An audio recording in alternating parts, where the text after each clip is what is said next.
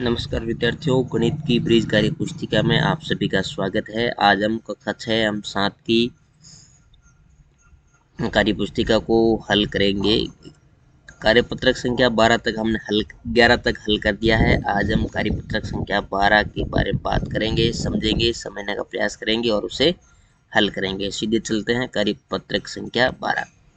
कार्यपत्रक संख्या 12 में हमें जोड़ घटाव की इबारती प्रश्नों को समझकर हल करना है। इसमें हमें इबारती का मतलब ये है कि इसमें हमें प्रश्न दिए गए हैं जो वाक्य के रूप में है, उसको हमने समझ करके जोड़ का है या घटाव का है, इसको समझ करके हमें जोड़ या घटाव करना है। तो इसका क्वेश्चन पहला है कि रमेश के खाते में 7,438 रुपये है, उसने इनमें से 2,850 रुपये निकाल लिए, तो बताओ अब रमेश के खाते में कुल कितने रुपए बचे। तो रमेश के खाते में पहले तो कुल रुपए थे 7,438, फिर उसमें से उसने 2,850 रुपये निकाल लिए, तो अब उसके खाते में कितने रुपए बचे। तो इसमें से हम माइनस करेंगे, बाकी करेंगे, घटाएंगे तो 4,586 रुपये इसके खाते में बच जाते हैं। फिर अगला सवाल है हमारे पास कि एक नगर में कुल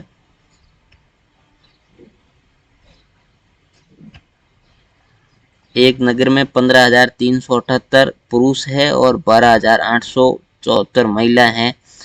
तो एक नगर में कुल जनसंख्या ज्ञात कीजिए। मतलब महिलाएं और पुरुष की संख्या हमें अलग अलग दी गई है, तो जनसंख्याओं में कुल जनसंख्या ज्ञात करनी है हमें। तो महिलाएं एवं पुरुष दोनों लिंग की जनसंख्या दी गई है, तो हमें उसकी जनसंख्या ज्ञात करने के लिए नगर के पुरुषों या महिलाओं को जोड़ करके कुल जनसंख्या ज्ञात कर सकते हैं। तो इसमें नगर में कुल पुरुष कितने हैं 15,378 और कुल महिलाएं हैं 12,874। कुल पुरुष है 15,348 और कुल महिलाएं हैं 12,874। अब हम इन दोनों को जोड़ेंगे तो टोटल हो गया हमारे पास 28,222 कुल जनसंख्या है, जिनमें से 15,348 तो पुरुष है और 12,874 महिलाएं हैं। अगला क्वेश्चन है हमारा कि प्लस पोलियो के प्रथम चरण में 28,546 बच्चों को व द्वितीय चरण में 26,968 बच्चों को दवाई पिलाई गई। बताओ दोनों चरणों में कुल कितने बच्चों को दवाई पिलाई गई।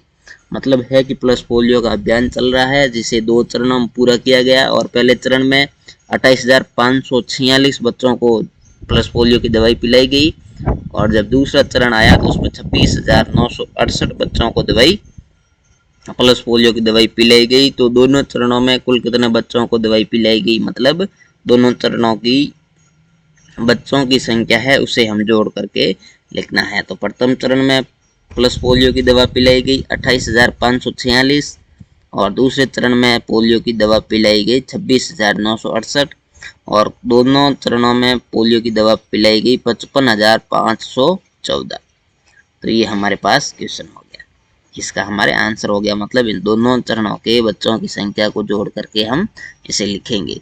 फिर है चौथा सवाल है हमारे पास, मोहन के पास 7,040 रुपये है, इनमें से उसने 3,504 रुपयों का सामान खरीद लिया, तो बताओ अब मोहन के पास कितने रुपए बचे।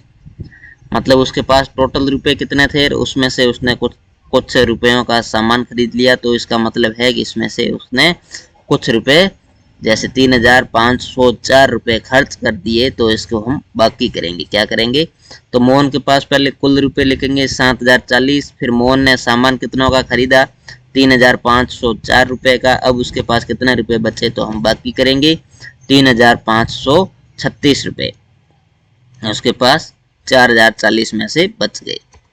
अब है इसका अगला सवाल है कि सुशीला बाजार से एक अलमारी 6,550 रुपये में एवं एक कूलर 2,765 रुपये में खरीदती है, तो बताओ उसने कुल कितने रुपए खर्च किए। तो इसके लिए हम पहले लिखेंगे कि सुशीला ने बाजार से एक अलमारी कितने रुपए में खरीदी 6,550 रुपये में और उसने एक कूलर खरीदा 2,750 रुपये में। तो टोटल रुपए उसने कितने खर्च किए, 9,315, मतलब इसकी हम जोड़ करेंगे। फिर है कि रामू कुमार ने दीपावली पर पहले दिन 1500 दीपक एवं दूसरे दिन 1250 दीपक बेचे। मतलब इसने 2 दिनों में पहले दिन 1500 और दूसरे दिन 1250 दीपक थे वो दीपावली के मौके पर उसने बेचे। यदि शुरुआत में उसके पास 5000 दीपक थे तो बताओ अब उसके पास कितने दीपक बचे। मतलब टोटल उसके पास 5000 थे, जिसमें से पहले दिन उसने 1500 बेच दिए और दूसरे दिन उसने 1250 बेच दिए। तो अब उसके पास कितने हैं, तो हम पहले तो ये करेंगे कि दोनों दिन में उसने रामू कुमार ने कितने दीपक बेचे। तो पहले दोनों दिनों के जो दीपक की बिक्री है उसको हम ज्ञात करेंगे। तो पहले दिन की 1500 और दूसरे दिन की 1250, तो कुल बिक्री उसकी हो गई 2750। अब 2750 दीपक उसने बेच दिए, कितनों में से बेच दिए, 5000 में से। तो अब हम बाकी करेंगे 5000 में से 2750 माइनस कर देंगे।